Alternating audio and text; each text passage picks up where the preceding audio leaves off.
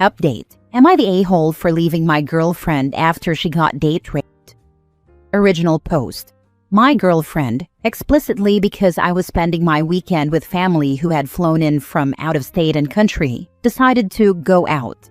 She spent however much of the day at the mall with some guy she said she just wanted to be friends with. He took her back to his place where there was apparently a party.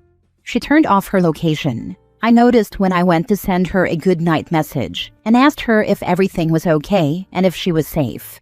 She affectionately said she was. I asked her if her home Wi-Fi was down again. She told me she had turned it off so her parents wouldn't know where she was. I asked her where she was and she never answered me. From the bits she's told me, the music was loud. He told her he wanted to show her his room because of how hilariously tiny it was. She went up with him, and he started going after her sexually. She said it was late and her parents were worried about her and she wanted to go home, but from what I understand, he pressured her into saying yes. That's coercion and rape.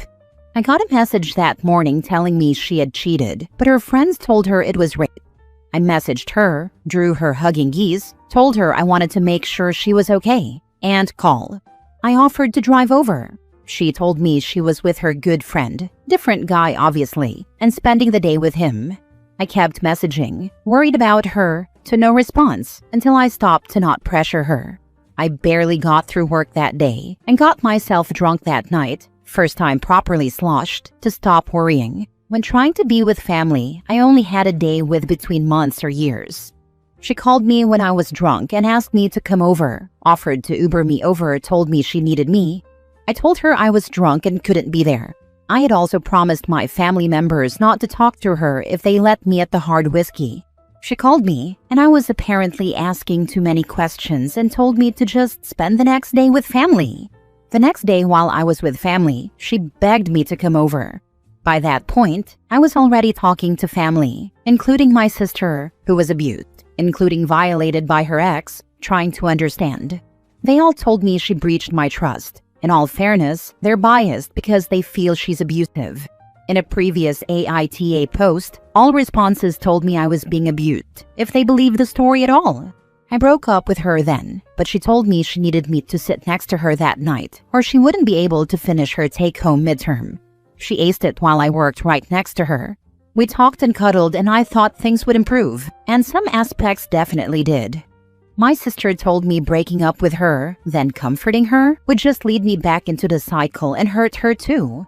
And I thought through all the stories I had hidden from them and my friends of how she did me wrong, and I yelled at them that they were wrong, and I just slid down onto the ground and wrote this message. You did not deserve to be raped. What he did was awful, and it is never your fault. But girlfriend, you went up to his room alone with him, after you two spent however much of the day together. You made fun of me for how oblivious I was at the start, but even I would have caught that. You didn't tell him about me because you didn't want to ruin his opinion by being too complicated. You can say my boyfriend is worried about me without explaining our entire relationship.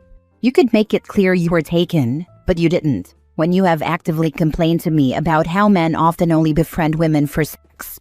And again, none of that excuses what he did, and I am so sorry that happened to you. But that doesn't change that you cheated on me. Not physically, but emotionally. My family doesn't know so many of the other cheating adjacent things either, and so many friends are telling me the exact same thing. When you called me, I melted at your voice and forgot it all. But our relationship died when you walked into that room. It should have died when you refused full exclusivity, and it should have died when you kissed that guy on our break. If I go over there now, I will be betraying my sister and other relatives when I promised so many times I wouldn't leave her again. And besides, there's nothing I as your ex can possibly do to genuinely support you right now, especially with how shattered my trust is. I'm sorry I made a promise to you I couldn't keep. You were right. Your trauma is valid, and if you need to, please talk to a professional at the sexual assault hotline. Thank you for the lessons, the fun, your amazing cooking, and the geese. And Poodle, wish you the very best. Goodbye. I don't think we should stay in contact, even though it burns me inside to say this. I'll send you your stuff, including replacement Tupperware, and I'll figure out with someone to grab my stuff too. Now for the top comments before reading the update. Jesus Christ, that was too much. I dumped her in my mind when you said she was hanging out with some other guy and turned her location off. She literally went on a date with another guy, then followed him to his home, turned off her location, followed him into his room and slept with him, and is now screaming rape. Like, I normally wouldn't want to victim blame, but it really sounds like she just went on a date, slept with another guy, then decided to say she was forced, just in case anything ever came up due to her turning off her location. She just had to see his tiny room.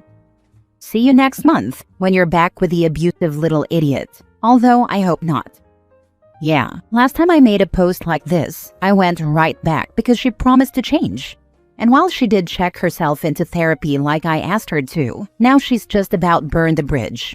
And even though I blocked her on everything, she's still putting photos into the shared album. It genuinely makes me cringe now when I see her face, so I think I'm safe on that. And if not, I am in the process of having a conversation with my entire friend network piece by piece so that they can get my head on straight if I even think about going back. Currently, I'm throwing myself into helping my sister with her wedding by illustrating their guest/songbook and hitting the gym to get back the six-pack I had before I met her. Can you remove yourself from this shared album? I want to talk to a therapist, which is why I haven't left the album or removed our text logs, since I want to be able to talk about things with a good timeline and exact words. I'm honestly extremely confident I won't fall back into the cycle again. Feasibly, I don't imagine a way for her to contact me again bar, I don't know, commenting on an old shared Google Doc, since I don't know how to block on there. Now for the update. So, something like 2 months ago, I made a post here. In short, while I had family I barely saw in town over the weekend, my ex hung out with a friend. Her location went off, then she told me she had cheated, but then that she'd been raped the next morning. Then contact stopped. Then I got drunk because I was just glassy-eyed and was trying to enjoy the time I barely got with family. Then she suddenly wanted me over, etc. I ended up coming to the conclusion that she had been date raped while cheating on me. And with my family support, especially my sister, who had been victimized herself in the past, I ended things and dumped her. I thought that was a lot when it happened, but things went insane afterwards. So, I ended up spending the day with family. And that night, I went to my cousin's grandmother's 79th birthday. She and her husband were basically surrogate grandparents to me. That section of the family was always close, so they were almost grandparents to me. Her husband threw this massive party, seemingly out of nowhere. That was the night I wrote the original post. 2 days later, his heart stopped. I was already a mess, between trying to process what happened with my ex, wanting answers and closure, and also dealing with a flat tire. Then he was in the hospital with guaranteed brain damage, and then he was gone. I basically collapsed the first week after the post, skipping all my university classes and only going to work. I attended his vigil every night after he was taken off life support at the end of the week. He was brain dead, but my family wanted to keep him alive until relatives from out of town could get back. During this time, my ex got around my block, messaging me on Steam, which I forgot to block her on. She said she just wanted to tell me the full story and recounted her story of the incident in extreme detail. She explicitly avoided telling me any information about the affair, lest I discover who it was. However, in telling me that, I was able to piece together who it was. A guy she had been in the talking phase with when we were talking too, who told her he had no interest in being friends when she chose me. Months before this incident, she had called a break, went on a date and kissed him. I should have left her then, but through guilt and promises, and what I later learned was a trauma bond built through abuse, I took her back. She swore to block him and yada yada. But I wanted answers, and I was feeling so completely dead trying to process everything. I let her convince me to talk in person under the guise of closure.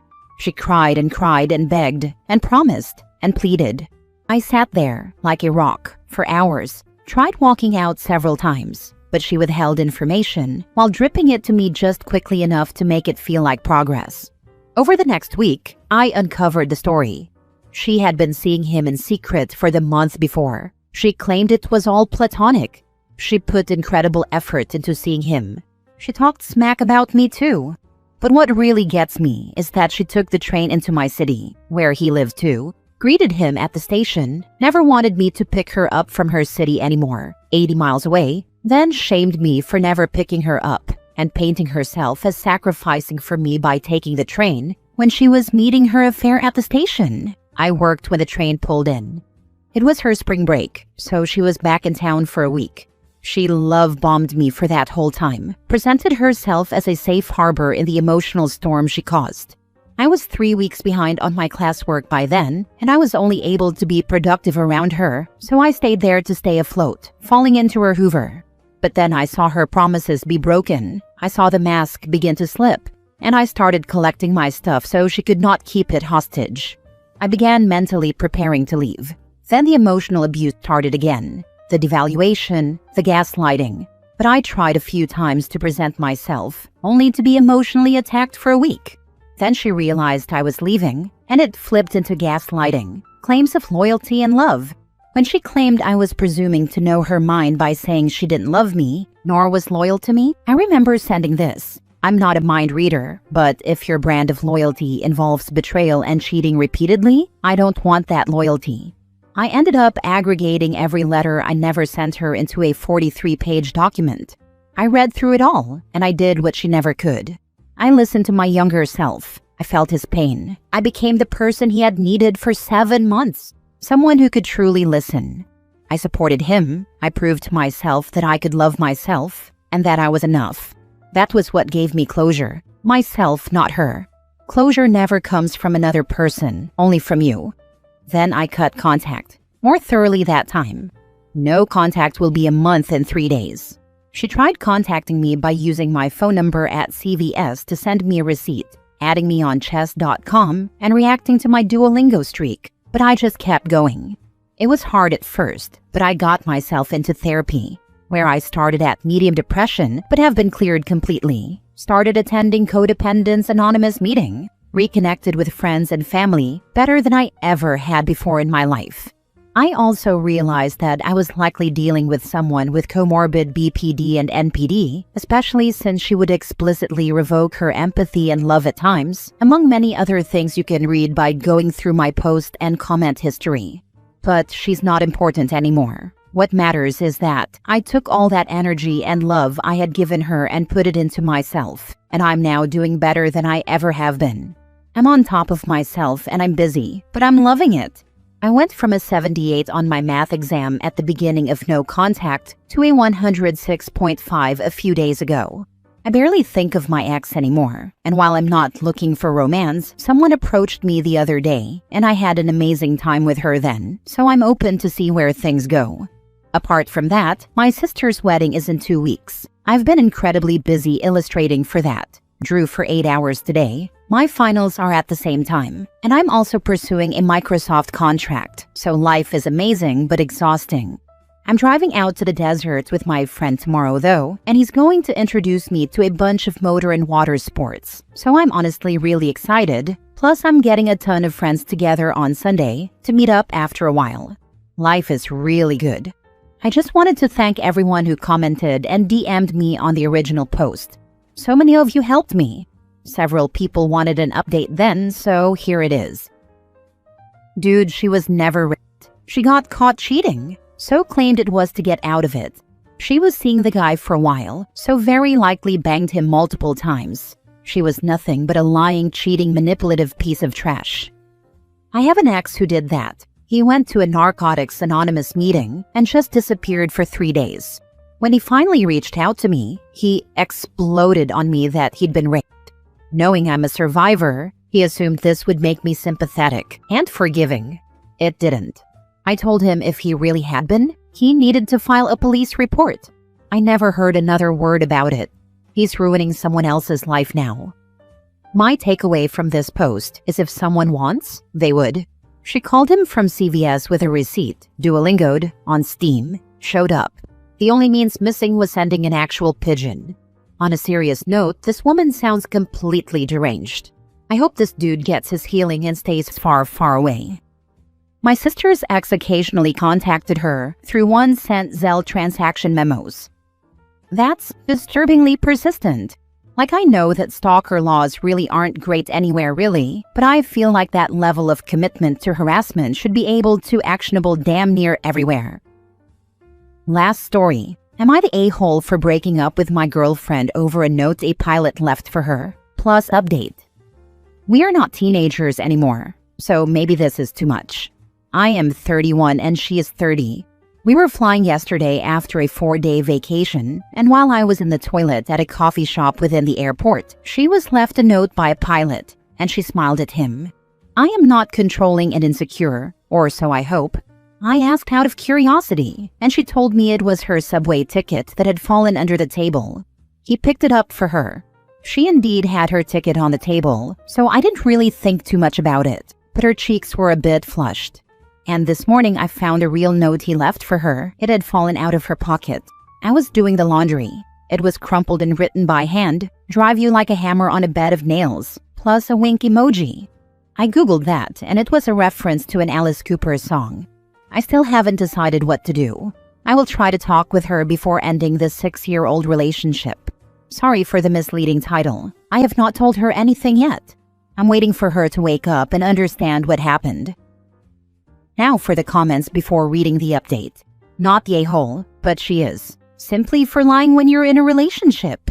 If she had told you what it said from the beginning, it'd be no big deal. She made it secretive and weird.